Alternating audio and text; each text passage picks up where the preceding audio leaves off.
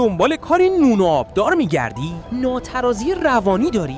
حس مفتخوری تو خونت برک دنس میزنه؟ ترس از اختشاش باباتو در آورده؟ چی؟ خر پیشت عرش میدسه اما دلت رانت میخواد؟ اینترنت سفیدم میخوای؟ نگران نباش، فقط کافیه بری و در پویش جان فدا ثبت نام کنی. تا الان 30 و چند میلیون نفر ثبت نام کردن. تو هم ثبت نام کنی میشن 50 میلیون. خودت رو دست کم نگیر. بشتابید جان فدای با عمامه، جان فدای بی عمامه، جان فدای سواره، جان فدای پیاده، جان فدای موتوری، جان فدای خرسوار.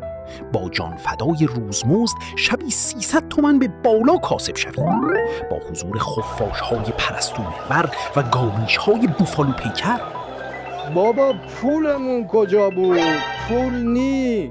فعلا جان فدا مان فدا نیاز نداریم. الان هر کدومتون بره 2 تا لام خاموش کنه. این بیشتر برای دولت فایده داره تا این کارا، جنگولک بازی ها. یا حالا پاشین برین دنبال کارتون.